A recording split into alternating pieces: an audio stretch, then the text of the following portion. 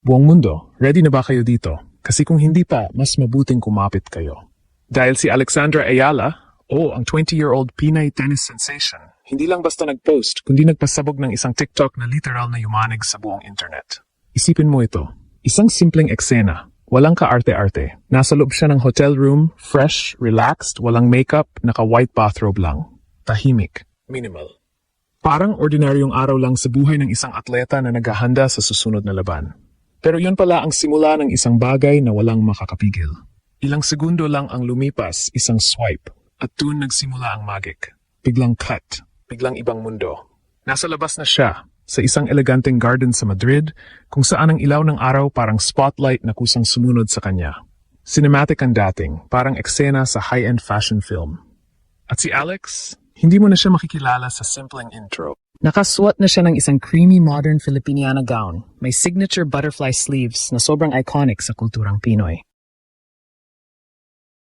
Ang design, galing mismo sa kanyang uncle na si Rhett Ayala, kaya bawat tahi may meaning, bawat galaw may kwento. Ngumiti siya, nag-pose. Isang hair flip na parang effortless, pero ramdam ang confidence. Walang pilit, walang arte. Pure elegance na hindi mo pwedeng skip. At ang caption? Walang ka-effort. Glam transition for the 2026 Laureus Sports Awards. Simple. Diretso. Pero ang epekto? Hindi simple, hindi maliit, kundi explosive. Sa loob lang ng ilang minuto, umakyat agad sa milyon ang views. Ang likes, tuloy-tuloy ang pagbuhos. Sa TikTok at X, isang pangalan ang pinag-uusapan ng lahat, Alex Ayala. Ang comment section naging arena ng hype. Who is she? She ate that. Global icon energy. At dito nagsimula ang mas malalim na kwento. Hindi lang ito basta viral video. Hindi lang ito fashion moment. Ito ang sandali kung saan pinatunayan ni Alex na kaya niyang sakupin hindi lang ang tennis court, kundi pati ang global spotlight. Isang Filipina na kayang tumayo sa gitna ng international scene at hindi lang makisabay, kundi manguna. Pagdating ng part 2, mas lalo pang lumaki ang eksena. Madrid, Spain, April 20 hanggang 21, 2026. Sa prestihiyosong Laureus World Sports Awards, na kilala bilang Oscars of Sports, dumating si Alex. At sa pagdating niya, may nangyaring hindi inaasahan ng marami. Buong paligid, parang nagbago ang focus. Red carpet, cameras, flashing lights, global media. At sa gitna ng lahat ng iyon, isang Filipina ang unti-unting naging sentro ng atensyon. Naka-modern Filipiniana ulit siya, isang soft cream terno na may sleek at contemporary twist. Hindi siya nagbihis para mag-fit in, nagbihis siya para ipakita kung sino siya. Kasabay niya ang ilan sa pinakamalaking pangalan sa sports. Nandiyan si Carlos Alcaraz, ang pride ng Spain. Nandiyan si Novak Djokovic, isang living legend na kinikilala sa buong mundo. At si Aryna Sabalenka, isa sa pinakamapanganib na puwersa sa women's tennis ngayon.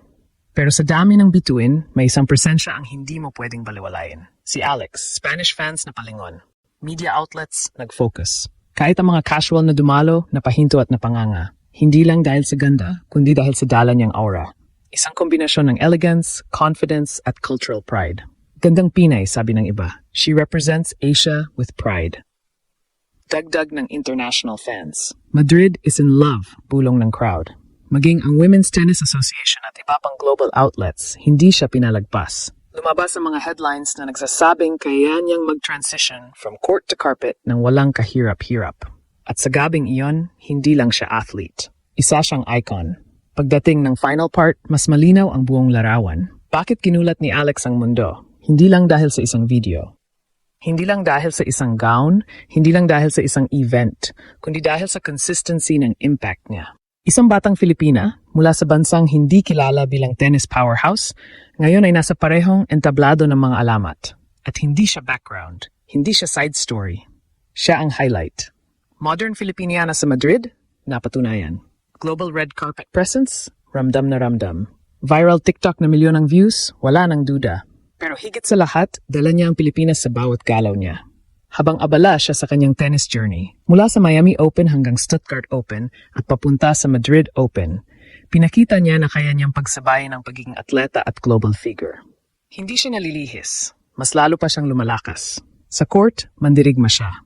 Sa labas, simbolo siya ng modern Filipina excellence. At yun ang tunay na dahilan kung bakit kinulat niya ang mundo. Dahil bihira ang may ganitong kombinasyon, lakas at ganda, disiplina at presence, performance at identity. Para sa buong mundo, isa itong shocking moment. Para sa Europa, Isang bagong mukha na hindi nila makakalimutan. Pero para sa atin na Pilipino, ito ay simpleng katotohanan. Nakaka-proud. Dahil sa bawat ngiti niya, sa bawat lakad niya, sa bawat panalo, at kahit sa bawat laban, dala niya ang bandera ng Pilipinas. Si Alex, hindi lang basta rising star, isa siyang paparating na global force na hindi na kayang baliwalain. At kung ito ang simula, mas malaki pa ang paparating. Hindi pa ito ang rurok. Simula pa lang ito. Ang mas malalim na analysis dito, malinaw na hindi aksidente ang nangyaring pagsabog ng virality kay Alex. Ito ay produkto ng tamang kombinasyon ng teaming, content structure, at cultural positioning. Una, teaming. Nasa Laureus World Sports Awards siya, isang event na dinadaluhan ng pinakamalalaking pangalan sa sports at heavily covered ng international media. Ibig sabihin, kahit maliit na content mula sa isang attendee ay may potential agad na ma-amplify. Pero hindi lang siya basta nag-post. Sinabayan niya ito ng isang format na mataas ang engagement value. Pangalawa, content mechanics. Ang transition video format na ginamit niya ay isa sa pinaka-epektibo sa TikTok ecosystem. May built-in curiosity hook ito sa simula at may visual payoff sa dulo, kaya mataas ang completion rate. Isang critical factor para ma-push ng algorithm ang video sa mas maraming viewers. Ang simplicity ng caption ay nagdagdag pa ng relatability, habang ang visual transformation ang nagdala ng wow factor. Hindi ito overproduced, pero tama ang timpla, authentic pero impactful. Pangatlo, identity strategy. Dito talaga naging game changer ang move ni Alex. Sa halip na mag-blend in sa Western fashion norms, pinili niyang isuot ang Filipiniana. Ito ang naging visual signature na agad naghiwalay sa kanya mula sa ibang athletes sa parehong event. Sa global audience, ito ay exotic elegance. Sa Filipino audience, ito ay instant pride trigger. Ibig sabihin, sabay niyang na-capture ang international curiosity at local emotional investment. Isang bihirang kombinasyon. Sa branding perspective, ito ang turning point kung saan si Alex ay hindi na lang nakikita bilang rising tennis player, kundi bilang emerging global figure. Ang ganitong klaseng exposure ay nagbubukas ng opportunities hindi lang sa sports, kundi pati sa endorsements, fashion collaborations, at mainstream media presence. Ito ang parehong trajectory na dinaanan ng ilang elite athletes na naging crossover icons. Sa mas malaking larawan, mahalaga ito para sa Pilipinas. Tennis ay hindi tradisyonal na malakas na sport para sa bansa. Kaya ang ganitong level ng visibility ay nagbabago ng narrative. Hindi na lang tayo underdog, nagiging relevant tayo sa global conversation. Kung masustain ni Alex ang ganitong balance ng performance at presence, may real possibility na siya ang maging blueprint ng future Filipino athletes. Hindi lang magaling sa laro, kundi malakas din ang global identity.